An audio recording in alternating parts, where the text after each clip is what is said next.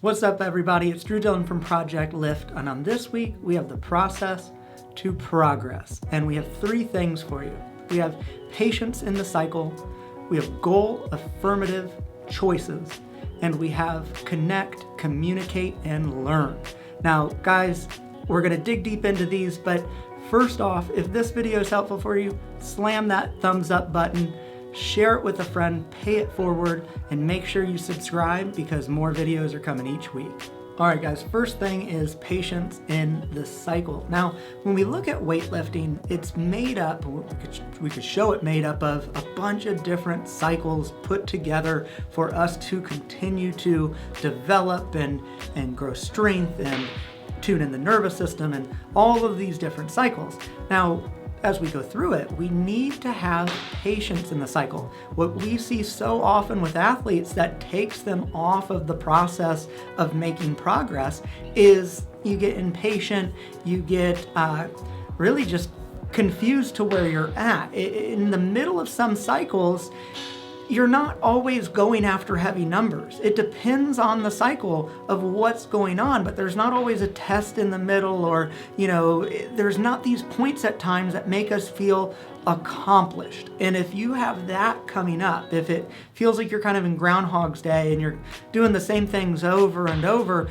this is where you need to have patience in that cycle. So if you have a coach and you're currently working with them and you're in a cycle and you're experiencing impatience or frustration, this is where you need to connect and communicate. And we'll get into that a little bit more in another one, but this is where you need to sit down and have them guide you through the plan, where you're going, what's going on. Now, if you're doing this on your own and you haven't put together a plan, you haven't put together a cycle, that's step 1, right? We need to understand, okay, in this cycle, in this month period, in this 2-month period, in this 3-month period, whatever the cycle you write is, right?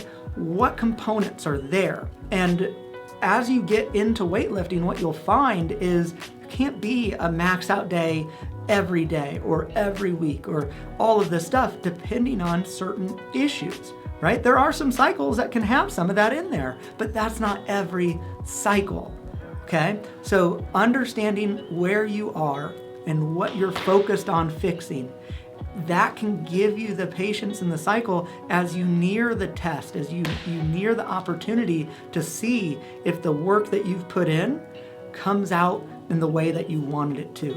So guys, I hope that helps, but I see that all the time. When I was a young athlete, boy, did I get into it as well. So guys, patience in the process.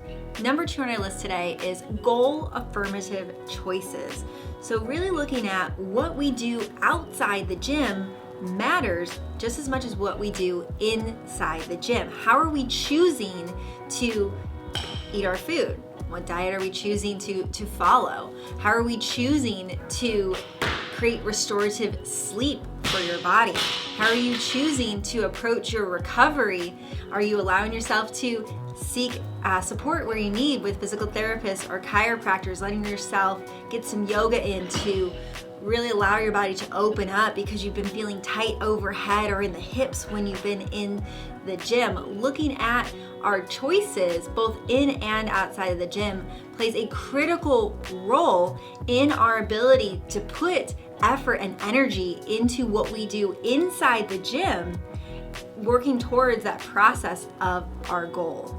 All right, guys, and finally, we have connect, communicate, and learn. Now, as we're training, it is so important for us to connect with our coach, to connect with our training partners and other athletes, and to communicate what we're experiencing, in the preparation of training, post-training, during training, the way we're thinking about movement, the things we're thinking about technique, allowing ourselves to share these things because that's the opportunity to learn.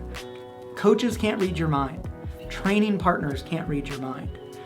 If you're not communicating what's going on, then you're missing such a huge opportunity for maybe a cue to be described a different way, or whatever is going on for you to receive support in that area. So guys, It seems like common sense, but it's so easy when it comes to the gym for us to hide in the corner, keep our mouth shut, and be frustrated that we're just not where we want to be and no one understands us and everything else. And there's an old quote, who God only knows who said it, but if you're the first person that says hello, you're going to have a whole lot more friends, right? Now, connect, communicate, and learn, guys. Connect with your coach, connect with your training partners, and learn from them. And if you don't have a coach and you need someone to connect with, guys, reach out to us. Our 90-day program is coming up here in mid-April. Check it out. If you're frustrated with weightlifting, if you've hit a plateau, not only are we going to break through that plateau,